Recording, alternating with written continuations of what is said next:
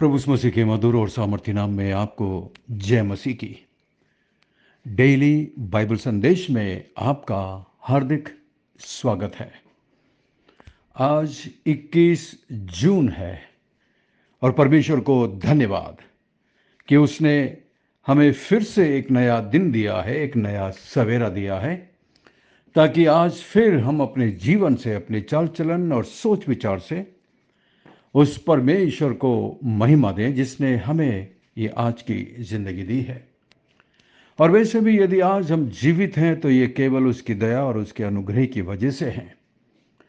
वरना यदि आप पीछे मुड़कर देखेंगे खबरों में तो आपको पता चलेगा बहुत सारे लोग जो कल तक इस संसार में थे आज वो यहाँ नहीं है। लेकिन परमेश्वर ने आपको और मुझे एक नई जिंदगी दी है, एक नया सवेरा दिया है। परमेश्वर को धन्यवाद दें। मैं आशा करता हूं कि पिछले कई दिनों से जब हम पतरस की किताब में से अध्ययन कर रहे हैं तो परमेश्वर अपनी पवित्र आत्मा के द्वारा आपको कुछ अद्भुत बातें सिखा रहे हैं। मैं खुद जब ये बाइबल संदेश तैयार करता हूँ, पढ़ता हूँ, स्टडी करता हूँ तो मैं खुद बहुत अद्भुत बातों को सीख रहा हूँ, आशीषित हो रहा हूँ। और मैं आशा करता हूँ कि आप भी आशीषित हो रहे हैं। आज के मनन के लिए हम पहला पतरस 1 अध्याय और आज हम 13वीं आयत में पहुंचे हैं। 13वीं आयत को हम पढ़ेंगे। पहला पतरस 1 अध्याय उसकी 13 में। यहां पर पतरस पवित्र जीवन जीने के बारे में विश्वासियों से बातचीत करता है। यह सचमुच में एक बहुत बहुत गंभीर विषय है, एक ऐसा विषय जिसके बारे में ज़्यादातर लोग बोलना पसंद नहीं करते।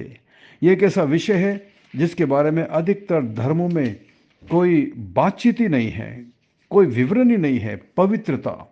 और यह है पवित्र जीवन के बारे में आज के मनन में हम देखेंगे। सभी धर्मों में ज़्यादातर बाहरी कर्मों पर ध्यान दिया जाता है, लेकिन यहाँ पर हम देखेंगे कि पवित्रता की जो बातचीत हो रही है, ये पवित्रता हमारे अंदर से आती है, हमारे मन का स्वभाव, हमारे दिल की परिस्थिति को बताती है कि हम अंदर से कितने पवित्र हैं। बाहर से तो कोई भी पवित्र बनने का ढोंग कर सकता है, नाटक कर सकता है और बहुत सारी चीज़ें, धार्मिक चीज़ों को करके, तरह तरह के कपड़े पहनकर, तरह तरह के वेशभूषा बदल कर लोग अपने आप को पवित्र साबित करने की कोशिश करते हैं। लेकिन आज के वचन में हम देखेंगे पतरस पवित्र आत्मा से प्रेरित होकर पवित्रता के बारे में क्या बताता है। यहाँ लिखा है, इस कारण अपनी अपनी बुद्धि की कमर बांधकर। देखिए, बुद्धि की कमर बांधकर, कई बार बाइबल में बताया गया कि अपने शरीर की कमर बांध करके, उसका मतलब होता है तैयारी करना, फुर्ती करना और दृढ़ता के साथ किसी काम को करने के लिए ठान लेना। तो यहां पर पतरस कह रहा है कि इस कारण अपनी बुद्धि की कमर बांधकर और सचेत रहकर उस अनुग्रह की पूरी आशा रखो जो यीशु मसीह के प्रकट होने के समय तुम्हें मिलने वाला है। इसलिए तुम अपनी अपनी बुद्धि को काम करने के लिए तैयार करो, दृढ़ करो, मन बनाओ।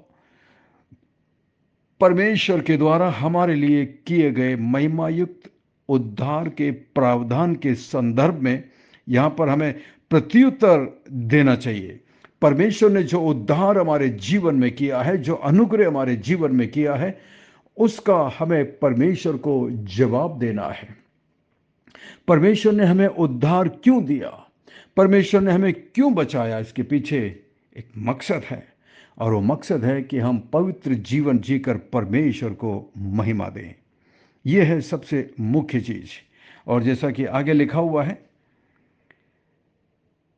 आज्ञाकारी बालकों के समान अपनी अज्ञानता के समय की पुरानी अभिलाषाओं के सदृश ना बनो, पुरानी अभिलाषाओं के सदृश ना बनो। उद्धार पाने से पहले जैसा हमारा विचार था, जैसे हमारी बातचीत थी, जैसा कि हमारा चाल चलन था, ऐसा अब नहीं होना चाहिए, क्योंकि हम अब उद्धार पाए हुए परमेश्वर के लोग हैं, उद्धार पाए हुए हैं, अलग किए लोग हैं, पवित्र किए गए लोग हैं, यीशु के लहू में धुलकर साफ हुए हैं। इसलिए अब हमें उनके समान नहीं होना है, अनाज्ञाकारी नहीं बनना है, अज्ञानता के समय की पुरानी अभिलाषाओं के सदृश न बनो। पुरानी अभिलाषा का मतलब वो सारे गंदे पाप जो हम उद्धार पाने से पहले जीते थे, लेकिन यीशु मसीह को स्वीकार करने के बाद हमारे जीवन में एक परिवर्तन आना चाहिए। इसी को नया जन्म कहते हैं। बिना नए जन्म के हम स्वर्ग नहीं जा सकते। बिना नए जन्म के हम परमेश्वर को अपना पिता नहीं कह सकते। 15वीं आयत में लिखा है, पर जैसा तुम्हारा बुलाने वाला पवित्र है, वैसे ही अपने सारे चाल चलन में पवित्र बनो। कितनी अद्भुत बात यहां पर हम देख सकते हैं। हमारा बुलाने वाला कौन है? किसने हमें बुलाया है? किसने हमें छुड़ाया है? किसने हमें बचाया है? हम किसकी आराधना करते हैं? किसकी सेवा करते हैं? किसके लिए जीवन जीते हैं? वो है महान पवित्र परमेश्वर, जिसने हमें चुना है, जिसने हमें बुलाया है। अगर उसने हमें बुलाया है तो सबसे पहली बात तो यह है कि हमें भी उसकी तरह पवित्र बनना है जिसने हमें बुलाया है। यहां पर साफ साफ लिखा हुआ है, अपने सारे चाल चलन में पवित्र बनो, क्योंकि लिखा है, पवित्र बनो क्योंकि मैं पवित्र हूं। ये पुराने नियम की एक आयत को लेकर के पतरस यहाँ पर लोगों को समझाता है कि किस तरह आपको पवित्र बनना है, और पवित्र बनना है तो क्यों बनना है, उसके पीछे कारण क्या है। उसके पीछे कारण है क्योंकि परमेश्वर खुद पवित्र है। लेवी व्यवस्था 11 और उसकी 44 और 45 आयत में, लेवी व्यवस्था 19 और उसकी 2 में परमेश्वर बार बार मूसा के द्वारा उन इजरायली लोगों को समझाता था कि पवित्र बनो क्योंकि मैं पवित्र हूं। पवित्र बनो क्योंकि मैं पवित्र हूं। परमेश्वर अपवित्रता को बर्दाश्त नहीं कर सकता। अपवित्र व्यक्ति, अपवित्र चीजें उसके नजदीक नहीं जा सकती, क्योंकि वो महापवित्र परमेश्वर है। इसीलिए उसने प्रभु मसीह को हमारे लिए इस संसार के अंदर मरने के लिए भेजा, ताकि वो हमारे पापों के लिए क्रूस के ऊपर बलिदान हो सके, ताकि हमें पापों की क्षमा मिल सके, हमें नया जीवन मिल सके। आगे लिखा है 17वीं आयत में, और जबकि तुम हे पिता कहकर उससे प्रार्थना करते हो, जो बिना पक्षपात हरेक के काम के अनुसार न्याय करता है, तो अपने परदेशी होने का समय भय सहित बिताओ। परमेश्वर प्रेमी है, परंतु हमें यह भी याद रखना चाहिए कि परमेश्वर न्यायी है, जो प्रत्येक व्यक्ति के कार्य का बिना पक्षपात किए न्याय करेगा। इसलिए हमें डर के साथ, भय के साथ अपने जीवन को जीने की आवश्यकता है, क्योंकि एक दिन वो हमारा न्याय करेगा। पतरस कहता है कि हमें यहां अपना जीवन अजनबी की तरह व्यतीत करना चाहिए। हमारा सच्चा घर स्वर्ग में है। हम पृथ्वी पर केवल परदेशी हैं, अजनबी हैं, थोड़े दिन के लिए हैं। इसलिए हम घमंड ना करें, हम सांसारिक वस्तुओं पर अपना भरोसा ना रखें। पृथ्वी समाप्त हो जाएगी, संसार की हर चीज समाप्त हो जाएगी। आपका नाम, आपका फेम, आपकी प्रॉपर्टी, आपकी धन संपत्ति, आपका बैंक बैलेंस, सब कुछ एक दिन खत्म हो जाएगा। पृथ्वी समाप्त हो जाएगी। इसके विपरीत हम परमेश्वर का भय माने और केवल उसकी ही आज्ञा का पालन करें। इसलिए यहां पर पतरस कहता है, भय सहित अपने परदेशी होने का समय संसार में बिताइए। हम इस संसार के अंदर परदेशी हैं, थोड़े दिन के लिए हैं। आप कभी परदेश गए हैं तो आप जानते हैं कि आप वहां पर कैसा व्यवहार करते हैं। आपका ध्यान पूरा अपने घर की तरफ होता है। परदेश में आपका मन नहीं लगता। परदेश में आप ज़्यादा लोगों से मिलते जुलते नहीं, दोस्ती नहीं करते। आप हर तरीके से सावधानी से जीते हैं, क्योंकि आपको पता है मैं परदेश में हूँ, मेरा घर तो दूर है। उसी तरीके से आप और हम इस संसार के अंदर परदेशी हैं। हमें इस संसार के साथ उनके पापों में लिप्त नहीं होना है, बल्कि हमें इन पापों के खिलाफ जीवन जीना है, ताकि हम परमेश्वर को प्रसन्न कर सके। क्योंकि एक दिन हमें इस संसार को छोड़ना है। इसलिए भय सहित परमेश्वर का डर मानते हुए संसार में जीवन बिताएं, ताकि उसकी आशीष, उसकी बरकत हमारे जीवन में निरंतर बनी रहे। अब आप अपने आप को जांचिए और परखिए कि आप सचमुच में उद्धार पाए हुए हैं, कि आप सचमुच में परमेश्वर का डर मानते हैं। अगर ऐसी कोई बात आपके और हमारे जीवन में है तो उसे आज ही परमेश्वर के सामने अंगीकार करें, माफ़ी मांगे, क्षमा मांगे और परमेश्वर के साथ अपने जीवन को सही करें। आइए हम प्रार्थना करें। स्वर्ग में विराजमान जीवित और जिंदा परमेश्वर, अनुग्रहकारी दयालु पिता, धन्यवाद आज के इस अद्भुत दिन के लिए, आज के इस अच्छे वचन के लिए धन्यवाद। हमारी मदद करिए प्रभु, ताकि हम आपका डर मानते हुए इस संसार के अंदर जीवन बिताएं। हर प्रकार की पाप और बुराई और हर प्रकार की उन चीज़ों से दूर रहें जो गलत है और जो पाप है। हमारी मदद कर, सहायता करना प्रभु। अगर हमसे ऐसी कोई गलती हुई है प्रभु तो हमें क्षमा कर, हमें माफ़ कर।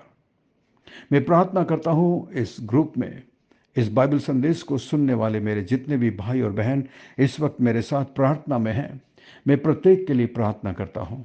प्रत्येक पर अपना अनुग्रह और दया करना मान परमेश्वर, ताकि वो आपको प्रसन्न करने वाला जीवन जी सके। मैं प्रत्येक मेरे भाई और बहन के लिए प्रार्थना करता हूँ जिस वक्त किसी भी प्रकार की परेशानी में है, दुख में, तकलीफ में है प्रभु जी, आप उन पर अनुग्रह और दया करना मान परमेश्वर। जो लोग बीमारी की हालत में हैं, जो तकलीफ में हैं, उन पर आप अनुग्रह और दया करना।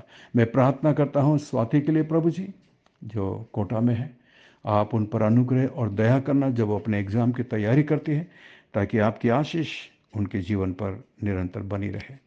मैं प्रार्थना करता हूँ मान परमेश्वर, जो लोग बीमारी में, तकलीफ में हैं, उन पर अनुग्रह और दया करिए।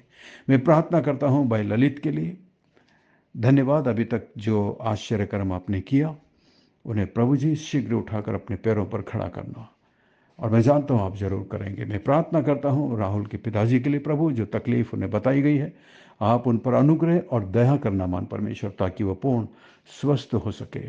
प्रभु मैं प्रार्थना करता हूँ सिस्टर एलिजाबेथ के लिए प्रभु जी, उनकी सेवकाई के लिए जो वीमेंस फेलोशिप चलाते हैं, महान प्रभु आपकी आशीष, आपकी दया प्रत्येक पर बनी रहे, और प्रभु सिस्टर को आप अपनी महिमा के लिए इस्तेमाल करिए। मैं प्रार्थना करता हूँ मान परमेश्वर मेरे दोस्त सुरेश कुमार के लिए, जो जो कोटा में प्रभु जी, महान प्रभु आप उसे आशीष देना, उनकी वाइफ को आशीष देना प्रभु, और उनके घर में तेरी शांति और आपकी दया निरंतर बनी रहे। मैं प्रार्थना करता हूँ मेरे साथ जितने भी बचपन में पढ़े हुए मेरे दोस्त हैं प्रभु, गॉड्स ऑर्फन आर्मी में जो मेरे दोस्त हैं, जो आपकी सेवा करते हैं अलग अलग जगह, आप उन्हें इस्तेमाल कर रहे हैं प्रभु जी, प्रत्येक पर आपकी कृपा, आपकी दया बनी रहे मान परमेश्वर। मैं विशेष प्रार्थना करता हूं प्रभु हमारे आगरा की सेवकाई के लिए। अभी तक प्रभु हम लोग किराए पर हैं मान परमेश्वर, और मैं जानता हूं आपने हमारे लिए एक योजना रखी है प्रभु जी, और मैं जानता हूं उचित समय आने पर वो आप हमें देंगे। उसके लिए हम आपका धन्यवाद करते हैं। और मैं प्रत्येक मेरे इस बाइबल संदेश ग्रुप में जुड़े हुए प्रत्येक मसीही भाई और बहन के लिए धन्यवाद देता हूं प्रभु जी, जो आपकी सेवा के लिए हमारी मदद करते हैं, सपोर्ट करते हैं। प्रभु तेरी आशीष, तेरी कृपा उन पर बनी रहे, और अपनी प्रतिज्ञा के अनुसार प्रभु जी आप उन्हें इसका प्रतिफल अवश्य देना प्रभु। मैं प्रार्थना करता हूँ बाबा के लिए प्रभु जी, उनके परिवार के सभी प्रियजनों के लिए प्रभु, जिन्होंने उद्धार पाया है उनके लिए तेरा धन्यवाद। जिन्होंने अभी तक उद्धार नहीं पाया है, हम उनके लिए भी प्रार्थना करते हैं, ताकि वो भी आपको अपना उद्धारकर्ता करके ग्रहण कर सके। प्रार्थना करते हैं प्रभु सिस्टर सुनीता के लिए, आप उन पर दया और अनुग्रह करते रहना प्रभु जी। मैं प्रार्थना करता हूँ सिस्टर एंडिरा के लिए, उनके बेटे के लिए, उनके पति के लिए प्रभु, आप अपनी योजना उनके जीवन में प्रकट करना प्रभु जी, और वो आशीष आप उनके जीवन में देना जो उन्हें ज़रूरत है। मैं प्रार्थना करता हूँ आंटी प्रेमला के लिए प्रभु जी, धन्यवाद तेरी दासी के लिए प्रभु, आप उन्हें स्वस्थ रखना, तंदुरुस्त रखना प्रभु, ताकि वो तेरे लिए निरंतर इस्तेमाल हो सके। मैं प्रार्थना करता हूँ मान परमेश्वर आंटी गीता के लिए और आंटी आशा के लिए प्रभु जी, आपकी दया, आपकी कृपा इन पर निरंतर बनी रहे। मैं प्रार्थना करता हूँ सिस्टर पूजा प्रवीण के लिए प्रभु, उनके परिवार वालों के लिए, उनके बेटियों के लिए प्रार्थना करता हूँ, उनके बच्चों के लिए प्रार्थना करता हूँ। धन्यवाद प्रभु अभी तक जो आशीष आपने उनके जीवन में दिया है। प्रार्थना करते हैं सिस्टर जैस्मिन के लिए प्रभु जी, उनकी तीनों बेटियां, उनके दामाद और उनके छोटे बच्चों के लिए मैं प्रार्थना करता हूँ प्रभु, प्रत्येक पर अनुग्रह और दया करना प्रभु जी। मैं प्रार्थना करता हूँ सिस्टर जेनिफर प्रभु जब यात्रा करती हैं, आप अपनी दया अपनी कृपा उन पर बनाए रखना। मैं प्रार्थना करता हूँ प्रभु, जितने भी ये ग्रुप है जिनमें ये बाइबल संदेश जाता है प्रभु जी, उसमें जितने भी तेरे दास और दासी हैं प्रभु, जो तेरी सेवा को अंजाम देते हैं, प्रत्येक पर अनुग्रह और दया करना मान परमेश्वर। विशेष प्रार्थना करते हैं ब्रदर शामुएल टांडी के लिए प्रभु जी, उनके परिवार में जो हादसा हुआ है उसमें से वो उभर सकें, और आप अपनी सुरक्षा उनके चारों तरफ रखना प्रभु, स्वस्थ करना, चंगा करना। धन्यवाद धन्यवाद प्रभु, हमारी विनती प्रार्थना को सुनकर जवाब देने के लिए धन्यवाद। सब कुछ यीशु मसीह के मीठे महापवित्र नाम से मांगते हैं, आमीन आमीन। बहुत बहुत धन्यवाद हमारे साथ बने रहने के लिए। मैं आशा करता हूँ आज के संदेश के द्वारा परमेश्वर ने आपके दिलों से बातचीत की है। निरंतर परमेश्वर के वचन को पढ़ें, निरंतर प्रार्थना करें और अपने दिन की शुरुआत परमेश्वर के साथ करें। यदि आज के वचन के द्वारा प्रभु ने आपके दिलों से बातचीत की है तो हमें ज़रूर लिखकर बताएं, और इस संदेश को अपने दूसरे मसीह दोस्त भाई बहनों के साथ ज़रूर शेयर करिएगा ताकि वो भी इसके द्वारा आशीषित हो सके। यदि आप हमारे बाइबल संदेश ग्रुप से जुड़ना चाहते हैं तो हमारा नंबर है 9927464924। Pastor Mani Thomas, Emmanuel believers church, Agra. हम आपसे प्रेम करते हैं, आपकी परवाह करते हैं, आपके लिए प्रार्थना करते हैं।